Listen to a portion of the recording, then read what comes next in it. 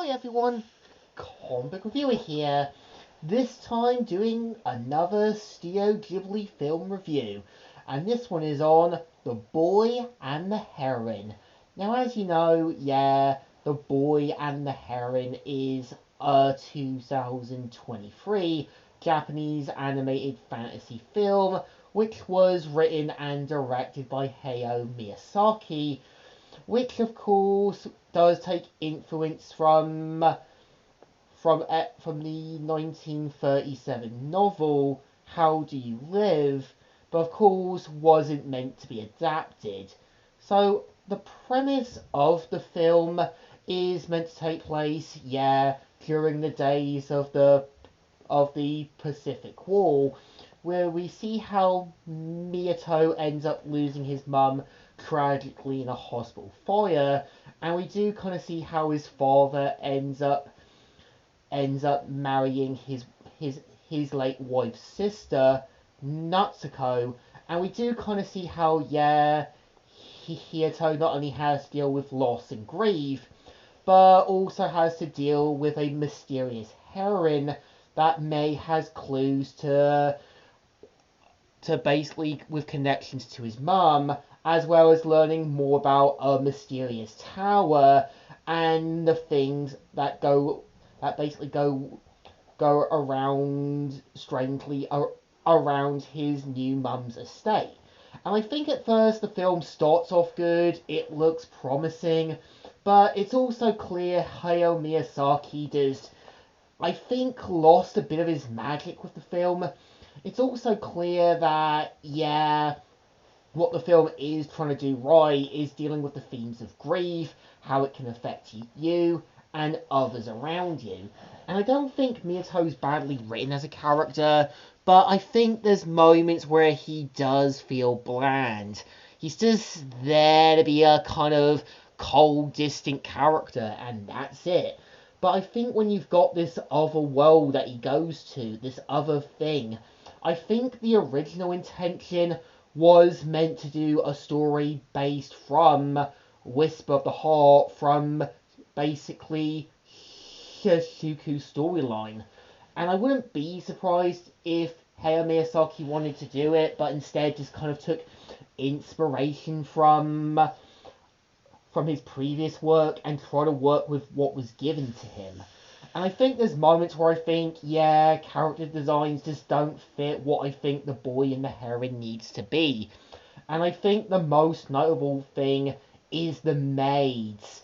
I just feel they don't fit where I think the story needs to be. I don't really think, having this kind of weird heron creatures design kind of fit to what I think something like The Boy and the Heron needs to be.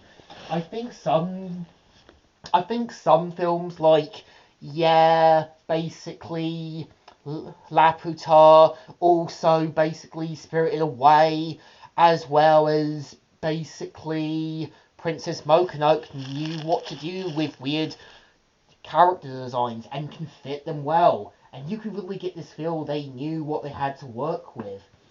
And I kind of think, there's moments where I think some of the English voice cast is trying to fit to what I think the characters are trying to be.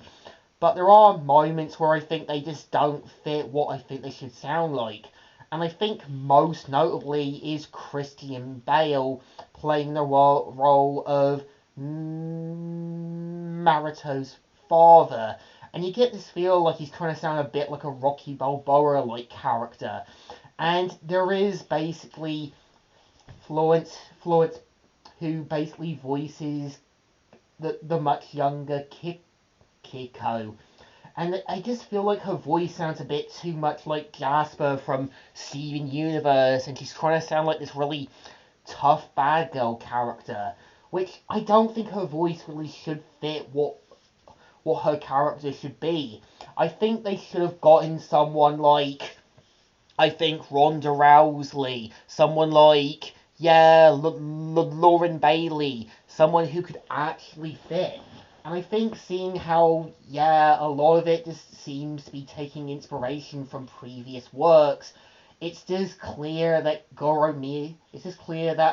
Hayato Miyazaki is starting to lose a bit of his magic.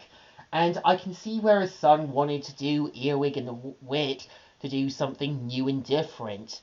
It's clear that The Boy and the Heron is trying to go back to that kind of magic, but it's also clear that, yeah, seeing kind of how we've seen these kind of storylines before, it's clear Studio Ghibli still want to tell a good story, but a lot of it just seems like the original intention was to actually do a story based from basically from Shoshuku's storyline from Whisper of the Heart.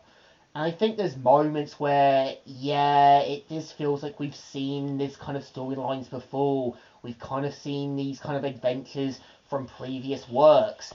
It's just clear Hayao Miyazaki is still trying to show people that he can still be Revenant. But I just think a lot of it came down to really questionable choices. Is the film good? No. But is it bad? Sort of. I think the film definitely deserves a thumbs down. Well, not good, not interesting. It just feels like it's basically Hayao Miyazaki still trying to be Revenant, still trying to be this kind of great writer, still trying to give back to the world. But I think when you've got people like J.K. Rowling, when you've got Neil Gaiman, when you've also got, yeah, Brian Michael Bendis still trying to be revenant with their other works, it's just clear that he's starting to lose his magic, which is a shame. So, comic book reviewer here, signing out.